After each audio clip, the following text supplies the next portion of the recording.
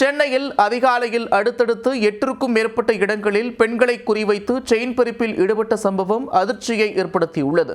1 மணி நேரத்தில் பல்வேறு இடங்களில் கைவரிசை காட்டிய இருவரை விமான நிலையத்தில் பாதுகாப்பு படையினர் துப்பாக்கி முனையில் கைது செய்துள்ளனர். தலைநகரை கலங்கடித்த கொள்ளையர்கள் சிக்கியது எப்படி?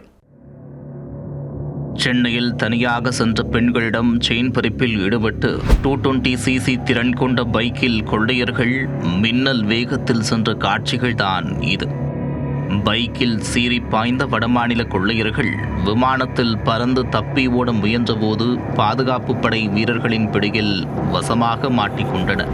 பெரும் பரபரப்பை ஏற்படுத்திய சம்பவத்தில் நடந்தது என்ன?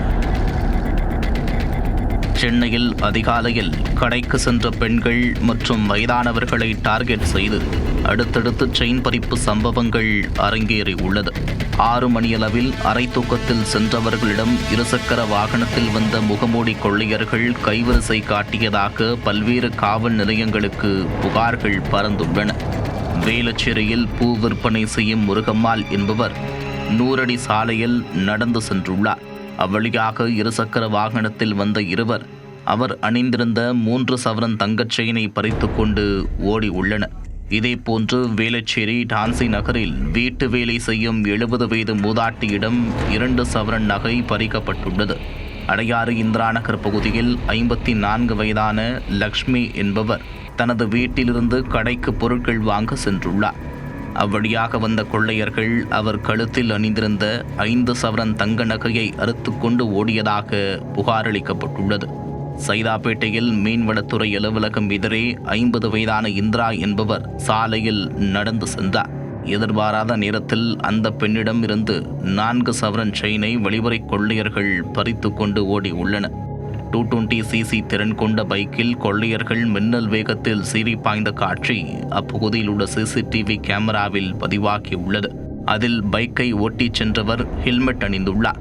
பின்னால் அமர்ந்திருந்தவர் முகமுடி போட்டிருந்தது தெரிய வந்துள்ளது. சென்னையில் காலை நேரத்தில் 6 to 7 மணிக்குள் 1 மணி நேரத்தில் திருவான்மையூர், வேளச்சேரி, அடையாறு என 8க்கும் மேற்பட்ட இடங்களில் செயின் பறிப்பு சம்பவம் நடந்தது பொதுமக்கள் மத்தியில் அதிர்ச்சியை ஏற்படுத்தியது. இதில் அடையாறு காவல் மாவட்டத்தில் மட்டுமே 6 பெண்களிடம் வழிப்பறி கொள்ளையர்கள் கைவரிசை காட்டி உள்ளனர். இந்த தகவல் காட்டுத்தீயாக பரவியதும் அனைத்து காவல் நிலைய போலீசாரும் உஷாராகினர். இதேபோன்று விமான நிலைய போலீசாருக்கும் சிசிடிவி காட்சிகளுடன் தகவல் கொடுக்கப்பட்டது. இதனையடுத்து மத்திய தொழில் பாதுகாப்பு படை வீரர்களும் தீவிர கண்காணிப்பில் ஈடுபட்டிருந்தனர்.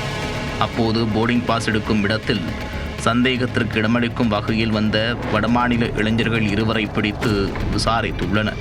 அவர்கள் முன்னுக்கு பின் முரணாக பேசியதும் 2வரையும் பிடித்து விசாரித்துள்ளனர்.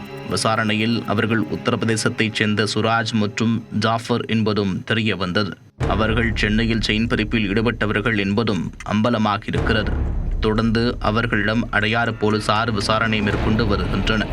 அடுத்தடுத்து செயின் பறிப்பில் ஈடுபட்டது இந்த 2 மட்டும்தானா அல்லது வேறு எந்த கேங்கும் ஈடுபட்டுள்ளதா என்று விசாரணையை தீவிரப்படுத்தியுள்ளனர். 1 மணி நேரத்திற்குள் 8க்கும் மேற்பட்ட இடங்களில் பெண்கள் மற்றும் மூதாட்டிகளை குறிவைத்து வழிபறி கொள்ளையர்கள் கைவரிசை காட்டிய சம்பவம் சென்னையில் பெரும் பரபரப்பை ஏற்படுத்தியுள்ளது.